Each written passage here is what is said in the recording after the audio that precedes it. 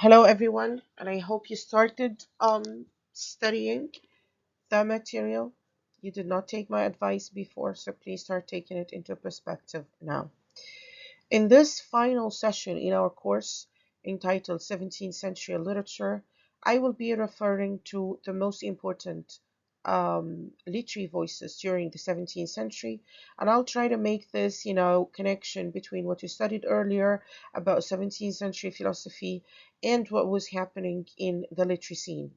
So please listen to this video, and by the end of that video, I'm going to tell you exactly what to focus on with reference to the exams. Now, the sessions, or I mean the slides that you're going to see at the beginning are more or less going to be repetitive of what you already know. That is, if you already studied the part related to the Reformation and the Restoration and the Puritan period, you already know all of these concepts, you already know all of these headlines. So whatever I'm going to say at the beginning is simply going to be a mere reiteration or a mere repetition of what you already know, and then I'm going to build what you already know on what you don't know, i.e., I'm going to make a connection between the period and the literary scene, right? Now, most of the names that I'm going to refer to when I talk about the literary scene, you already know from the first semester. You studied poetry, you studied drama, and more or less you would be familiar with the names I'm going to refer to towards the end of this video. So let me start by giving a very quick introduction of what exactly we're going to deal with. The 17th century British social scene, in particular, between the death of Elizabeth and the accession of James I, 1603, and the inauguration of the Hanoverian dynasty by George I in 1714, saw more profound transformations on all levels than any other centuries. It was the period of uncertainty concerning the future of the country, the whole purpose of life, since it was a period of revolution, restoration, if you remember, increasing divergence in religion, in politics, and the main changes addressed the political and religious life of the century. The writers of this revolutionary age, we said it's a revolutionary age. We had a revolution, the Puritan Revolution, and we had a huge period ruled by Oliver Cromwell. We also had the scientific revolution, right? So the period is revolutionary on all levels. Now, these writers became directly involved in the major contemporary historical and religious experiences and reflected in their writings the turbulent world they lived in, making politics and religion the two main aspects of their literary concern. Structurally and thematically, the writers treated the concern by developing new formulas, genres such as metaphysical poetry. You already studied this definitely in your first semester, or restoration heroic drama, comedy of manners. I'm not so sure whether you studied Volpone, for example, by Ben Jonson, or rather taking older established forms such as the ode, the sonnet, or pastoral poetry, and rewriting and revising these forms to express new and often controversial views on the world. To start with, let me tell you that this period is divided historically, I'm talking historically here, into four parts. I need you to know these four parts, right? Just know the titles. The first part is the Jacobean age, and Jacobean because it's a reference to James the First. Jacobus is Latin for James, so that is why it is called the Jacobean age. And the Jacobean age saw the reign of James the First between 1603 and 1625. And in the field of thought and literature, we have the production of some of Shakespeare's major plays and sonnets, as well as Shakespeare's death in 1616, Ben Jonson's Volpone, Francis Bacon's Advancement of Learning, the New Method and Essays, King James' translation of the Bible, Chapman's translation of the Odyssey, and John Donne's sermons. Now, I feel that you studied John Donne in the first semester. I myself studied Ben Jonson's Volpone. I'm not very sure whether you studied that or not. We referred to Francis Bacon in our course. And what is really important is King James translation of the Bible. The second period is called the Caroline Age, and it is called the Caroline Age because it refers to the reign of Charles I. Now, again, if you remember that session, I wrote all of these names on the board. So hopefully, at least, the restoration period, that specific part that starts with, James the First and then Charles and, these people and the rest, the Puritan Revolution, Oliver Cromwell. I hope you do remember that, second side of the board when we were discussing, this part in history, the 17th century with the accession of James. So the second, as I said, was the Caroline Age, and this is the reign of Charles the First between 1625 and 1649.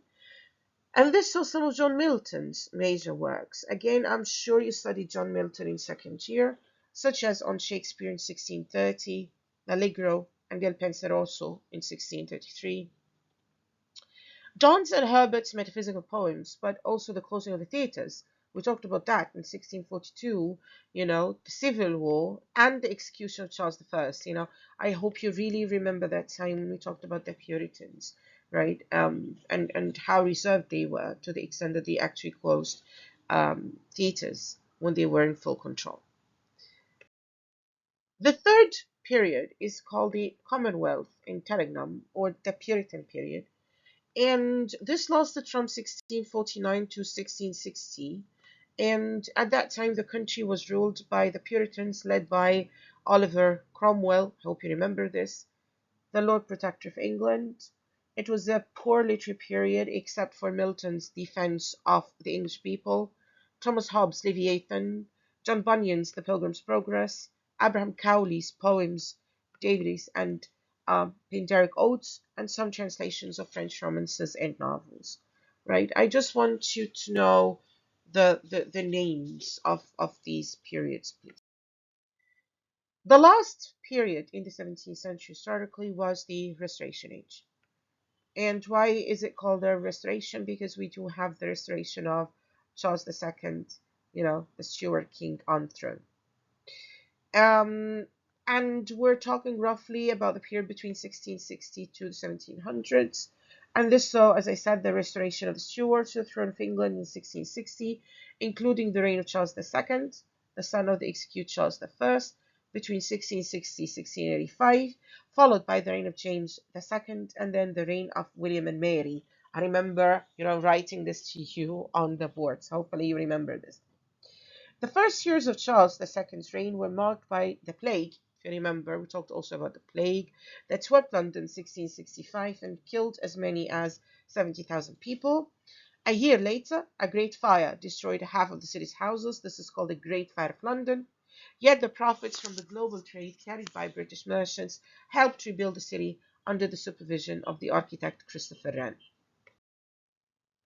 Charles II, and this is the most important part here, which connects, Charles to the literary arena of the 17th century.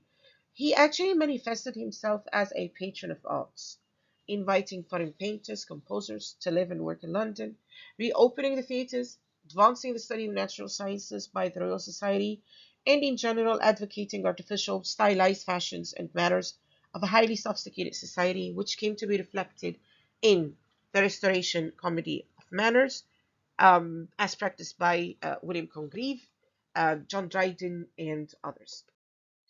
In literature and thought, the Restoration Age, and sometimes we refer to the Restoration Age as the Age of Dryden, is one of the major writers of that age. That is why the age itself is named the Age of Dryden. It was dominated by the literary theory and practice of John Dryden, but it also has Milton's Paradise Lost, and this is a very, very important book, John Locke's essay concerning the human understanding, and it saw the foundation of the Royal Society in 1662, the reopening of the theatres, the rebirth of arts and literature in general, along with the revival and institutionalization of the classical principles, which make Restoration the last part of the 17th century to be the first of the three parts of the neoclassical period in British literature. Now let's talk about the major literary voices. And here we will be referring mainly to three different categories, right? We will, first of all, deal with the metaphysical poets, So we're talking about John Donne, George Herbert, Andrew Marvell, among other writers. Then we will talk about John Milton specifically, representing Puritanism. Actually, the age of Milton is the Puritan period itself, and John Dryden representing the Restoration. So this is, we have metaphysical poetry, we have the age of Milton, and we have the age of Dryden. Very briefly, the metaphysical poets, I'm not going to go into detail here because you already studied the metaphysical poets in the first semester. These people ought to shatter myth and replace them with philosophies, new sciences, new world, and new poetry. You remember in a valediction forbidding mourning, their very strange use of the metaphysical conceits. If you remember, comparing the two lovers to the legs of a compass. They have a rebellious spirit. They favored in poetry a more colloquial language, single-minded, working off one theme. These people tended to logically reason the things, specifically emotions, psychologically analyze the emotions of love and religion, love the novelty and the shocking, the use of the metaphysical conceits, as I was actually talking to you now, and ignoring the conventional devices. The second major character is John Milton. As I said, John Milton is the major literary figure during the Puritan age. He was actually a Puritan himself, and the age itself is referred to as the age of Milton. He's a great revolutionary poet of the 17th century, also an outstanding political pamphleteer of the Revolution period. He made a strong influence on the later progressive English poets. He's also a great stylist. His poetry has a grand style.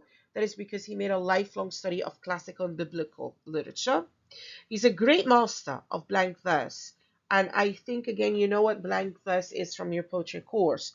This is, unrhymed iambic pentameter lines. He's the glorious pioneer to introduce blank verse into non-dramatic poetry. He used it as the main tool in his masterpiece, Paradise Lost. His blank verse is rich in every poetic quality and is never monotonous. Of course, he wrote the greatest epic in English literature. We have Paradise Lost and Paradise Regained. His poetry is noted for sublimity of thought and majesty of expression.